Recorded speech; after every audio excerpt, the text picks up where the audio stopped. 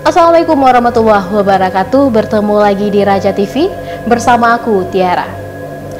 Dalam kehidupan ini tentu kita pernah berinteraksi dengan teman-teman, sahabat dan juga keluarga tercinta, dan bahkan juga semua orang di dalam lingkungan kehidupan kita.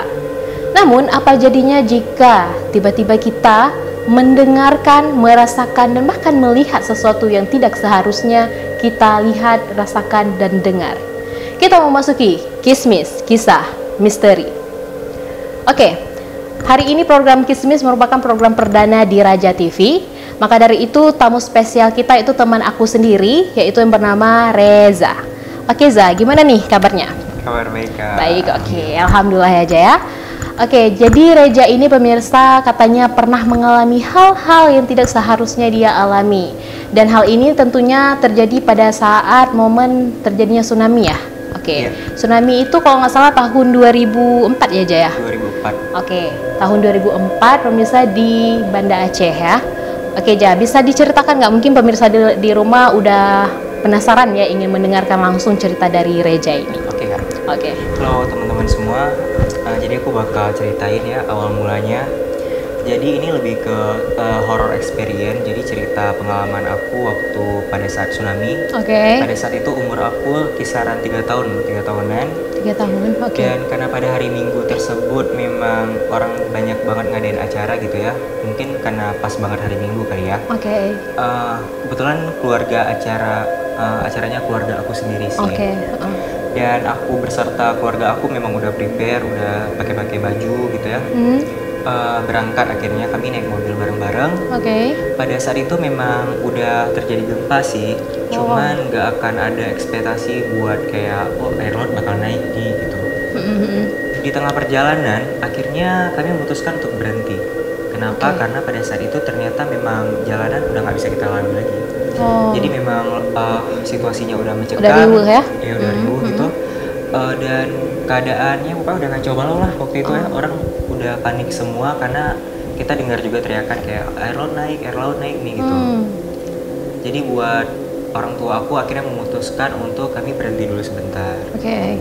Karena berhenti sebentar, akhirnya kami juga kan bingung ya mau gimanain, mau ikut lari, cuman juga kayak nggak percaya gitu, masa iya sih air laut naik gitu, kata mama aku gitu. Oke. Pada akhirnya ternyata memang benar di belakang kami itu memang udah ada air gelombang yang gede banget. Luar biasa ya. Luar biasa, ngeri banget ya. ngeri banget. Dan akhirnya mobil kami itu ya udah kehempas aja gitu. Ya ampun, sampai kehempas ya Jaya? Iya, sampai ke ditolak aja gitu sama air gitu ya kan. Berarti kamu merasakan lah ya?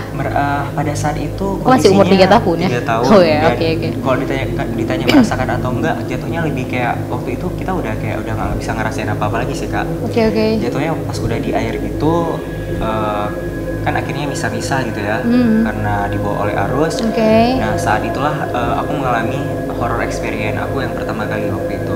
Oke, gimana tuh? Jadi ceritanya waktu itu posisinya menurut pengakuan ibu aku gitu ya. Jadi ceritanya kami tuh udah pegang-pegangan di dalam air waktu itu, sama tembok-tembok yang ada di toko-toko gitulah kata ibu aku. Kami udah pelukan gitu. Posisinya aku pegang tangan ibu aku dan sebelahnya lagi aku pegang abang aku. Cuman karena yang namanya ombak tsunami itu nggak cuma sekali, jadi akhirnya aku tuh sama keluarga aku tuh kayak kena lagi gitu. Terhempas gitu ya. lagi. Akhirnya kami pisah. Dan ini langsung ke ceritanya sebenarnya, ke epicnya waktu itu. Posisinya menurut pengakuan orang-orang atau kerabat saudara aku waktu itu memang aku udah berpisah gitu sama ibu aku. Jadi sebenarnya kami itu udah pencar gitu. Nah ada di suatu tempat, aku ingat banget itu kayak jembatan gitu. Jadi posisi jembatannya itu memang kayak udah putus setengah gitu kan karena ambruk. Nah yang anehnya aku ngalamin waktu itu, aku tuh ngerasa kayak aku tuh diem aja Kak di air itu gitu. Padahal aku ngelihat kayak sekeliling aku tuh semuanya ke bawah gitu loh. Kayak arusnya tuh kenceng banget semua ke bawah, yang mulai kayak dari koper-koper gitu ya, dari kayak kasur-kasur gitu, pokoknya itu udah ke bawah semua. Nah di situ aku ngeliat tuh kayak kok aku diem aja gitu ya. Aneh dan aku cuma bisa lihat ke atas doang gitu, ngeliat langit gitu. Pada suatu beberapa lama kemudian aku ngeliat di atas jembatan itu kayak turun satu kakek-kakek yang kayak serba putih semua, rambutnya panjang, pakai surban juga, waktu itu pegang tongkat. Yang aku ingat sih, aku nggak terlalu bisa mendeskripsikan wajahnya ya, cuman yang aku ingat memang kayak baju putih, rambutnya juga udah putih dan nggak tinggi-tinggi banget lah orangnya waktu itu. Setelah nggak lama dia turun, nah di jembatan itu nggak lama tuh ada kayak 7 pemuda gitu yang menurut aku waktu itu badannya tingginya sama semua, kekar ya gitu ya, kekar, pokoknya cuman pakai celana pendek doang, celana jeans pendek gitu. Dari ketujuh mereka ada yang bawa timba, tau nggak sih kayak timba orang Jawa jual yang gede banget gitu, yang kayak sering dipukul, cuman ini versi yang kayak gede banget gitu. Oke. Dan ada yang bawa tali tambang gitu, gede banget. Tali tambang? Tali tambang. Jadi pada saat itu aku lihat mereka, kan aku nggak tahu ya itu apa gitu ya. Cuman yang aku ingat waktu itu akhirnya mereka pasang timba itu. Mereka turunin timbanya, pakai tali itu mereka turunin timbanya. Dan itu posisinya aku masih nggak ke bawah arus, aku memang benar-benar masih stay di situ. Nah terus kakek-kakek itu masih berdiri di tengah, kayak nge-handle anak-anak muda itu. Kayaknya kakek itu merintahin kayak turunin gitu, turunin. Jadi karena untungnya waktu itu memang aku masih bisa ingat ya. Ingatan aku masih kuat banget. Akhirnya mereka turunin, mereka suruh naik tuh dari atas, katanya naik gitu. Cuman karena aku waktu itu masih kecil, mungkin aku menganggap mereka kayak orang asing gitu lah, walaupun padahal tujuannya nawarin bantuan kan. Aku nganggapnya orang asing dan aku nggak mau naik dong.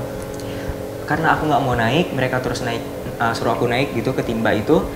Akhirnya aku ngelihat mama aku di samping. Tiba-tiba tuh kayak ada mama aku di samping, dan mama aku itu kejadiannya sama kayak aku. Mama aku tuh kayak stay aja di sini, jadi kami kayak ngobrol berdua gitu loh. Cuma jaraknya tuh kayak 5 meteran gitu lah. Dan mama aku tuh bilang kayak, karena aku anak bungsu ya, jadi kebetulan dipanggil adik gitu ya. Adik naik aja gitu. Karena aku kekeh nggak mau, aku maunya mama aku diselamatin duluan kan. Aku bilang gak usah, mama naik aja gitu duluan kan. Mama aku tetap ngotot kayak, udah naik aja nggak apa-apa, abis ini mama naik gitu, naik aja nggak apa-apa. Karena waktu itu kayak mungkin itu memang orang tua aku maunya aku naik duluan, ya udah. Akhirnya aku naik duluan tuh. Semenjak aku naik timba itu, mungkin aku diangkat ke atas kan, ke jembatan itu. Cuman yang anehnya, menurut pengakuan orang-orang yang selamatin aku, mereka tuh nemuin aku di atas rumah orang, di atas genteng rumah orang. Jadi posisinya waktu itu udah sekitar sorean, udah mau maghrib. Air masih belum surut-surut banget waktu itu, cuman udah nggak ada tsunami lagi. Tuh ada kayak tim relawan gitu yang nemuin aku lagi duduk di atas genteng itu dalam posisi telanjang. Cuman memang alhamdulillahnya waktu itu aku sedikit pun memang nggak ada luka sama sekali. Cuman aku telanjang aja gitu. Baju aku udah kebuka semua, cuman sama sekali nggak ada luka satupun di badan aku waktu itu. Satupun. Wah, luar biasa banget pemirsa.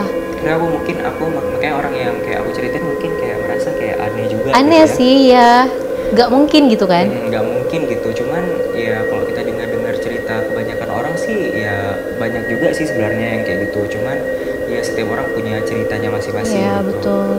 Setelah itu gimana? Setelah itu aku dipakein baju gede gitu kan. Aku nggak tahu itu baju siapa BTW.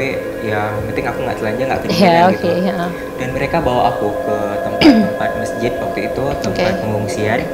Dan alhamdulillahnya lagi-lagi karena waktu itu aku udah hafal tuh nama orang tua aku siapa, nama saudara-saudara kandung aku.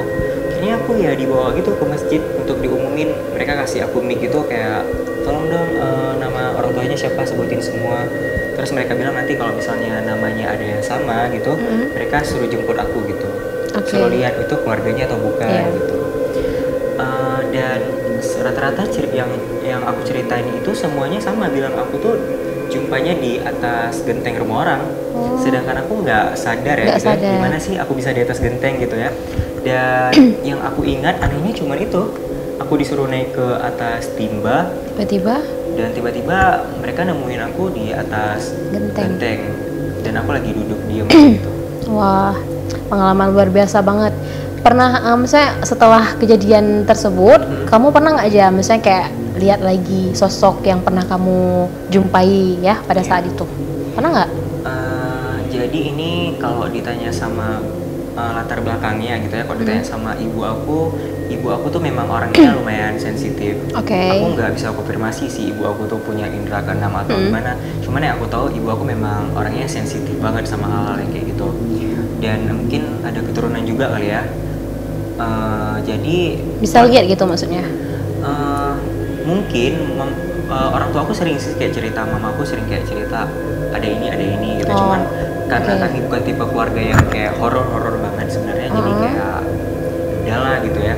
Cuman ini waktu itu kejadiannya memang langsung bermula lagi ketika kami di pengungsian.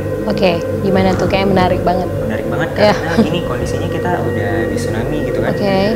Segala sesuatu persediaan barang udah nggak ada, listrik udah nggak ada, jadi kita cuma bisa tinggal di barak tsunami yang notabene semua di situ adalah korban. Iya pasti. Dan banyak di antara mereka juga kehilangan keluarganya.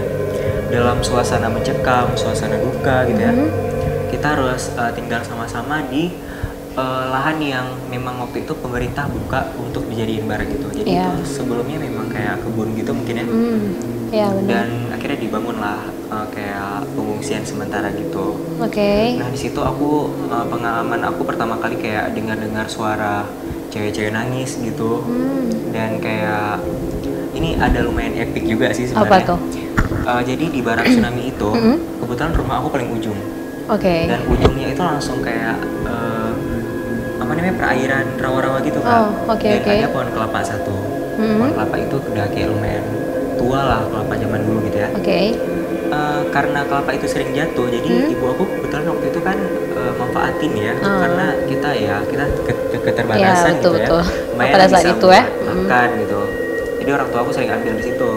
Nah suatu ketika karena orang tua aku udah sering ambil situ, aku tuh pernah dimimpiin. Mimpinya ini kayak serem banget yang sampai kata orang tua aku tuh kayak ngomong sendirian waktu tidur tuh. Aku mimpi jadi kayak dari pohon kelapa itu tuh kayak dari atas itu jatuh anak bayi gitu. Kayak bayi. Tapi posisi anak bayinya tuh kayak udah kebakar gitu, ada apinya gitu, jatuh sambil nangis. Dan dan aku langsung kayak cerita dong ke orang tua aku. Aku mimpi anak bayi gitu sambil nangis itu dan bayinya tuh kebakar di pohon kelapa itu. Terus orang tua aku kayak mimpi gitu karena rupanya orang tua aku dimimpin hal yang sama. Iya, mama aku tuh dimimpin yang sama. Cuman bedanya sama-sama anak bayi, cuman bedanya kalau aku tuh lebih kayak serem gitu loh, kayak kayaknya kayak kebakar gitu dong. Dan akhirnya orang tua aku semenjak saat itu merasakan memang kayak ada yang nggak beres, ada hal yang nggak beres di situ. Dan semenjak itu orang tua aku selalu kayak kok ambil situ kayak minta izin gitu, kayak permisi gitu. Berarti Dan nggak tahu sih sebenarnya ada apa gitu ya di pohon itu, kami nggak tahu. Cuman ya kita berusaha positif aja. Cuman mungkin ya kalau kita bisa berpikir sedikit negatif, kami mikirnya waktu itu apa di situ ada jasad anak bayi gitu ya. Takutnya sih gitu, iya. Karena banyak cerita gitu kan.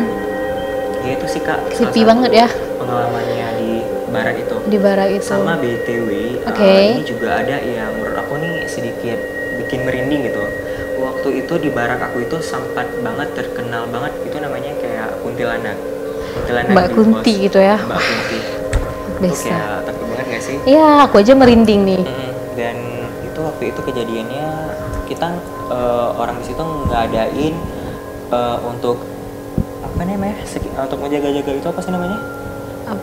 Menjaga-jaga gitu lah. Pokoknya gantian gitu kayak Poskamling. Ya, Poskamling benar. Nah waktu itu pokoknya sampai terkenal banget, ada satu kejadian yang terus berulang-ulang kali terjadi. Waktu itu kayak kesaksian bapak-bapak atau anak muda yang di situ, mereka setiap udah tengah malam gitu kayak dengar suara yang bakal keliling-keliling dari bawah barak kami itu. Kayak hantu ya, kayak kuntilanak nangis gitu. Jadi dan itu memang kayak banyak banget orang yang memang dengar. Bukan cuma anak-anak doang, tapi memang kayak nangis gitu. Iya nangis, kayak dia di bawah itu aja kayak keliling-keliling, ntar hilang ada di sana. Jadi memang kayak merinding guys. Teror gitu ya. Cuman pada saat itu memang nggak ada yang takut-takut banget sih, cuman memang banyak pengakuan dari orang yang memang mengungsi di situ waktu itu, memang itu tuh kayak semua orang dengar gitu.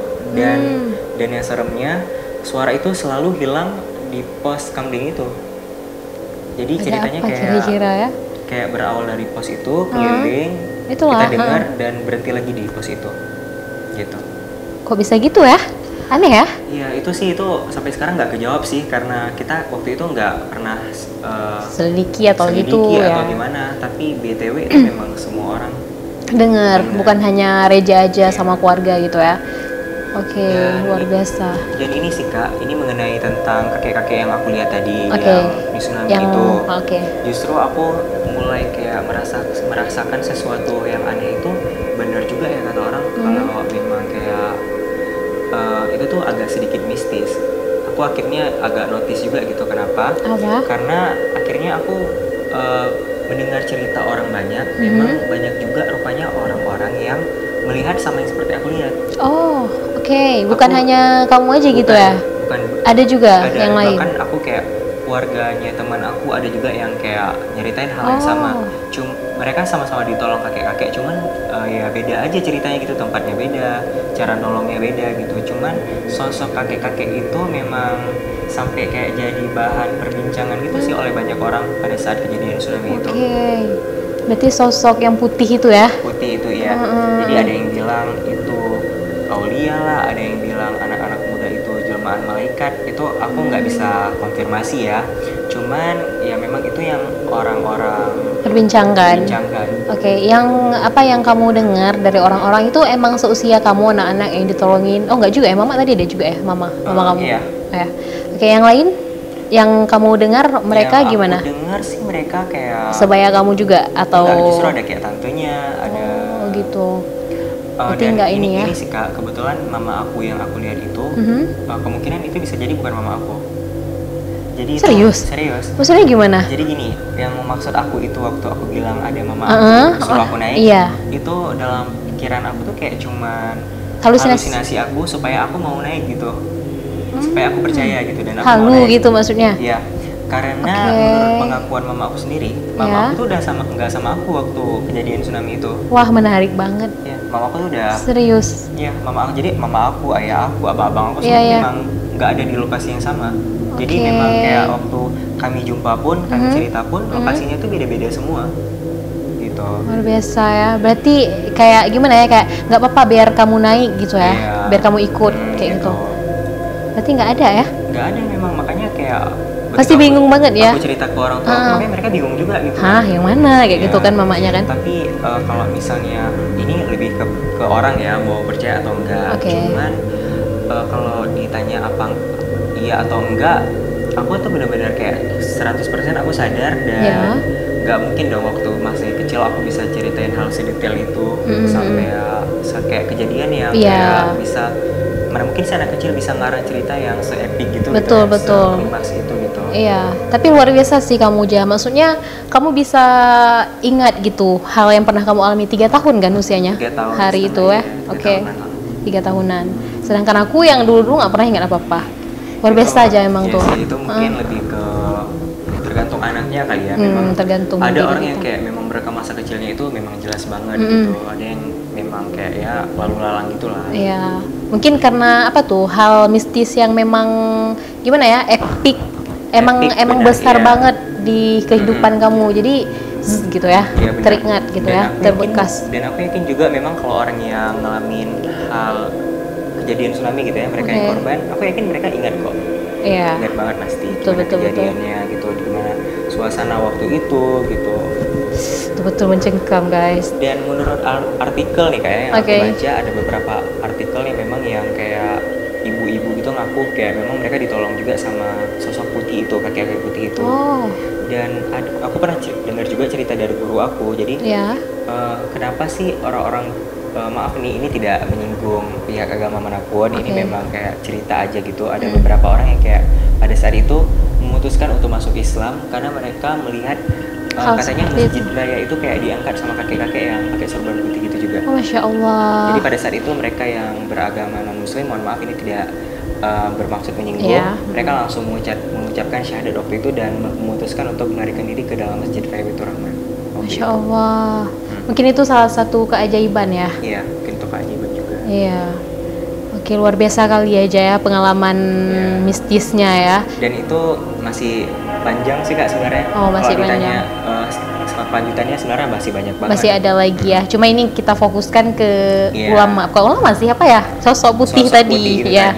Bang nggak tahu gitu kan, apakah ulama atau apa gitu kan yang menolong Reja salah satunya gitu. Dan juga ada teman-teman mungkin yang pernah ada juga ditolongin sama sosok yang putih tersebut. Mungkin lain kali bisa kita lanjutkan perbincangan kita buat part yang kedua mungkin ya di episode selanjutnya lah, seperti itu di Kismis ceritanya. Buat teman-teman yang lagi nonton mungkin untuk kalau mau penasaran gitu ya kelanjutannya gimana, mungkin bisa langsung komen aja. Nanti aku bakal ceritain lagi kok. Oh bisa, bisa teman-teman nanti ya langsung aja. Berarti ini udah selesai pengalaman kita di sesi yang ini gitu ya. Teman-teman, sekian pengalaman Kismis, kisah misteri dari Reja. Semoga ini bisa juga menambah wawasan kita, walaupun wawasan itu ya nggak mungkin tentang, misalnya nggak harus melulu tentang ilmu, tapi kan pengalaman gitu pengalaman juga merupakan suatu wawasan seperti itu. Jadi teman-teman, bagi teman-teman yang ingin menyampaikan informasi seperti Reja, misalnya kayak sharing-sharing kismis ataupun kisah misteri, teman-teman bisa kok sharing ke kami menampung semuanya melalui email di bawah ini ataupun nomor WA admin kita di bawah ini. Jadi teman-teman nanti bisa langsung share di situ. Mana tahu salah satu dari teman-teman bisa menjadi narasumber kita di program Kismis di episode selanjutnya. Aku Mutiara Rizky pamit undur diri dan juga beserta seluruh kru yang bertugas hari ini pamit undur diri. Wassalamualaikum warahmatullahi wabarakatuh.